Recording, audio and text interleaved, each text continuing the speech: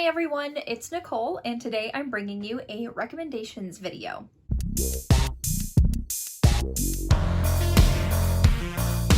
So I'm here to bring you another installment of the series I have on my channel called Who Picked These Recs, and the theme for today's video is vampires.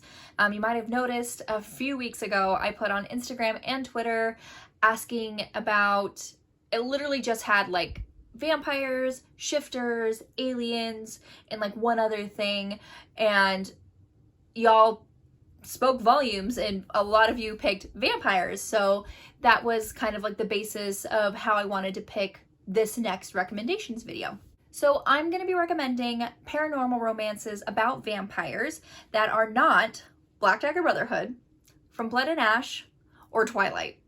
I have quite a few books here, so I am just going to jump right in and get started. The first book series I want to recommend is called the Arjanu series by Lindsay Sands. This is a very lengthy, ongoing series. The first book is called A Quick Bite, and the latest book in that series that just came out this year is called Meant to Be Immortal. Like I said, the series is still ongoing, so the next book is scheduled to be released this month, actually, September.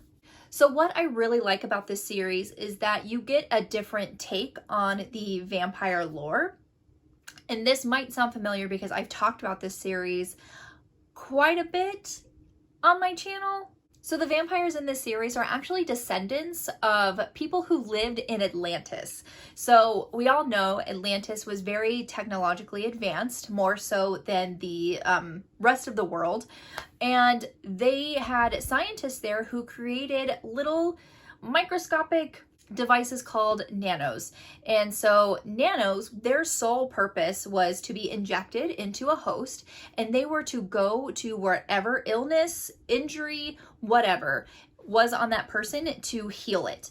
So heal the person, heal the wound, and when their job was done, they were supposed to be evacuated from the body through their waste. What these scientists didn't realize is that your body is constantly in danger of something, whether it's just from your cells aging and dying, and that's just how you age. From the sun rays are very damaging to skin cells.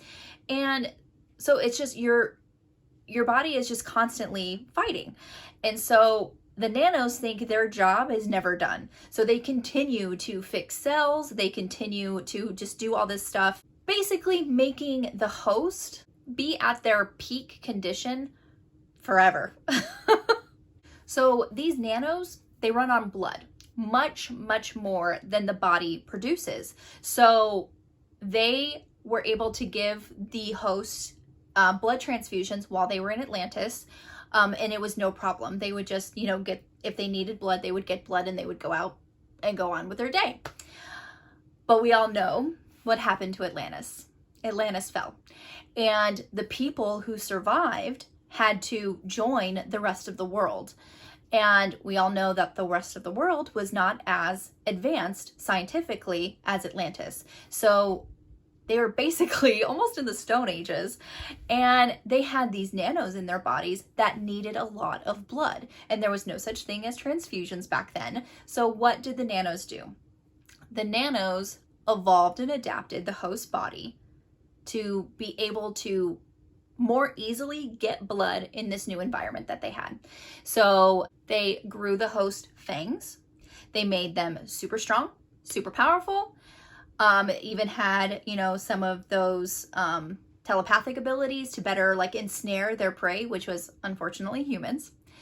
And so that's how vampires, as we know it, were created in this world. So the series, it's set in the modern day, and it's basically surrounding this one family, the Arjanu family, and distant cousins and friends of this family. And it's a romance, so it's about this family finding their life mate. And life mates are that one person who the vampires can let their shields down, because they constantly have to have mental shields up because of the telepathy. It works, like the telepathy works with other vampires as well, not just humans. So they constantly have to have mental shields up, because if a stronger vampire comes in the vicinity, they can read your every thought.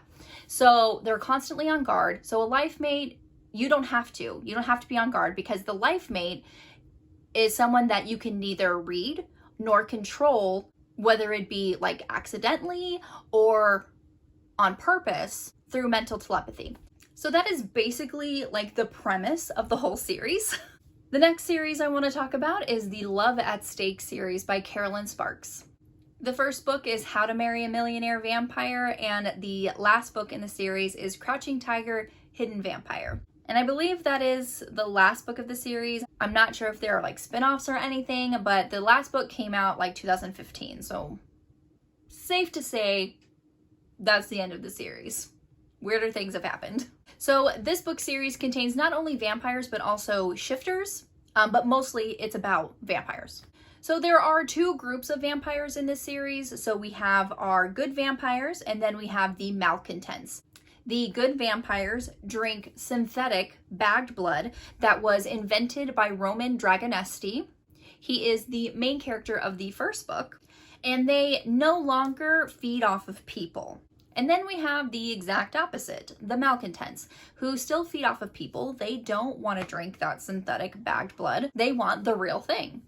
And so yes, they still feed off of humans, more often than not to the point of death. And so the series is about their war against the malcontents and also finding their true loves. And this book series is actually really interesting because of the whole synthetic blood type thing. And they make a lot more like food type items with the synthetic blood. So they make things called blear, which is blood and beer, which they're able to drink because they're actually undead. They're not able to eat human food anymore. So they just have to live off of blood, but they kind of made it possible for them to enjoy human things again. But they have like a whole bunch of those things, and the scientific aspect is actually really, really cool. The next series I want to talk about is the Midnight Breed series by Laura Adrian. And the first book in this series is called Kiss of Midnight. The latest book is called Fall of Night, and this is still an ongoing series. The next book is coming out this month. At least that's what it says on Goodreads. But this series has another interesting take on vampire lore, and that is the vampires of this series are descendants of aliens that crash landed on Earth hundreds and hundreds of years ago. These aliens are known as the Ancients, so when you read this book series, they are referred to as the Ancients. Almost like every single vampire book, you have the good vampires and then you have the not so good vampires, which in this particular series, the good vampires are called the Breed and the bad vampires are called Rogues. This series surrounds a group of Breed warriors. Their organization goes by the Order, and their job is basically to protect the rest of the vampire race against these rogues and also humans as well. They won't let a human die on the street. And they are finding their mates as well. So of course they have a life mate, and their mates are a special human female who you can tell they're a breed mate by they have like a birthmark somewhere on their body. And it is a teardrop falling into a crescent moon. So that's how you can tell if a person is a breed mate or not. More times than not, they don't know vampires exist. They don't know who they are, like they're special in that kind of way. And all of these women have some kind of special ability. And it's always different. So like sometimes there could be similarities, but mostly they're different. Like some have telepathy, some have premonitions, but there's always some kind of special ability. When a breed mate and a breed warrior get together, have the sex, and have a baby, the breed mate's unique ability is passed on to the breed warrior. So that is kind of interesting. You get a little, like I said, different take on the vampire lore. Trigger warnings when you're reading this book. There are mentions of rape when they are talking about the Ancients, because the Ancients were not good guys and they raped breed mates to further their line and to, grow their population. The next book I want to talk about is Taste by Nikki Clark. This is book 1 in the Vampire Quickie series. I haven't read book 2. I've only read the first one. So in this book, we follow Lee, who is a 200-year-old vampire who has no memory of how she was turned, who turned her, and she's basically been alone for 200 years. So she finally is like, I'm lonely. I want someone to spend the rest of eternity with. So she throws this party, and at this party she meets a man. His name is Noah, and they have a very instant attraction, sexual attraction. This is a very steamy, fast-paced novella. It's very, very short. But there's a plot twist in there that I personally didn't see coming. You might if you read it, but I really enjoyed it. It was like a really fun ride. And trigger warnings for this book as well. It does mention slavery because our main character, Lee, she was an enslaved person. Next book I want to talk about is Sanguine. I think that's how you say it. By Sierra Simone. In this book, we have a vampire. His name is Bastian, and he really just wants to go on vacation. So he goes on vacation. He just wants to lay around, drink blood, drink wine, and just, you know, reduce the stress. Just get all the stress out. During his vacation, he is accosted by a young vampire hunting priest. And Bastian is kind of struck by how attractive he finds this vampire hunting priest. He wants to have his wicked way with him, and Bastian is very good about getting what he wants. Another very quick, steamy novella. You'll get through these last two books very, very quickly, but they were a fun read. Next series I want to talk about is the Bloodline Vampire series by Katie Robert. The first book is called Sacrifice. The latest book in that series is called Air, with the third book coming out this year called Queen. So this series is about Mina. She is a half human, half vampire, and she seems to have all the weaknesses of a human, but none of the vampire strengths. So she kind of feels like she gets the raw end of the deal here. And her father just uses and abuses her. One of the ways that he uses her is that he plans to give her to another vampire. His name is Malachi, and he is the last of his bloodline. So what her father is hoping to accomplish is that Malachi will take her, feed from her, and impregnate her, so they will have an heir, and he can control one more vampire line. What her father doesn't count on is Mina forming an alliance with Malachi and his two friends, and they are gonna fight back. So what I really, really love about this series is the first book is like a sprint. You are dropped right in the middle of it. Mina is literally running for her life, and Malachi is chasing her. He catches her, bites her, and there are orgasmic bites in this series. So you're kind of like thrown into the thick of it. That's just kind of how like the whole series is. And it's literally, you're just turning pages. It's so fast paced. And so trigger warnings for this book include dubious consent, just because the orgasmic bites obviously cause orgasms. And even though she is scared and running for her life, she does orgasm. So there's kind of that dubious consent. There's blood play as well. There's the abusive parent because her father is a real jerk. But the series is so, so good. I really, really enjoyed it. The next series I want to talk about is Their Vampire Queen by Jolie Sue Burkhart. First book in this series is called Queen Takes Knights. And this book is about Shara, who 5 years ago, her mother died. And so she's been on the run. Monsters hunt her. She knows this. She knows that she cannot go out at night because monsters will get her. So she knows about what goes bump in the night. What she doesn't know is that she is actually a lost vampire queen descended from Isis herself. So one night she is working. She knows she's not allowed out after dark. It's kind of like a self-imposed rule, but her job kind of gets in the way. She needs her job to live, and that's where she works at a hotel, and that's where she sleeps and makes money. And so everything in her life kind of hinges on her job. So she wants to do it, obviously, but she is caught out late at night, and she gets attacked, and things get pretty dire. But there are two vampire knights who come in and rescue her. And they call themselves her blood, and they are sworn to protect and serve her in all ways. And I do mean in all ways.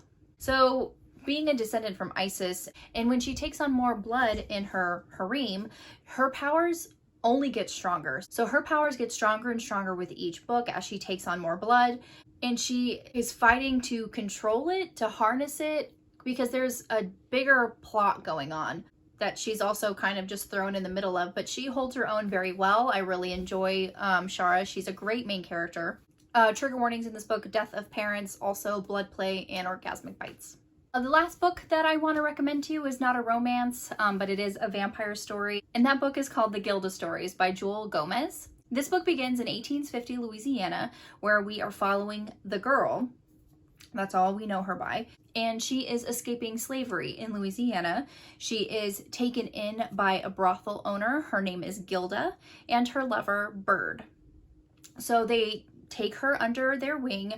They allow her to work in the brothel, and she is safe. And they kind of become a family. As you're reading it, you kind of get the hint that Gilda is kind of different. And soon she tells the girl about her being a vampire, and she soon turns her into a vampire. And that is when the girl takes on the name Gilda. So this book is basically just following Gilda throughout her life. So in different decades, you get little splices of her life. It's not kind of like every day, this is what we get. It's kind of just little splices of life in each decade. So we have the 1850s, we have the 1890s, the 1920s, 1955, 1981. And then when this book was written in 95, I believe, 95, you have a futuristic 2020 and almost an apocalyptic 2050. In 2050, people have found out about vampires, and there are like hunters, and Gilda is kind of, you know, in the middle of that. And it is just super interesting how the story is told. You're getting little snippets of her life, and you're interested in how her story is going. You're interested about, I was mostly interested about like the futuristic aspects of it. That was really, really cool. But trigger warnings, slavery, Gilda escapes slavery. So there's mentions of that. There's racism, there's use of the N-word and the F-word. There are mentions of sexual assault. I don't believe, I can't really remember, but I don't believe it's on page sexual assault. And obviously there's blood and gore because vampires. But that is my list. Those are my vampire recommendations for you. If you've read any of these books and you've liked them, let me know down in the comments. Also, if you want to see me recommend something, whether it be a genre, subgenre, trope, anything, just let me know in the comments and I will make a recommendations video for you. Go ahead and like my video if you did, and you can follow me on all the social media platforms. The links will be in the description box below. We'll see you next time, avid readers.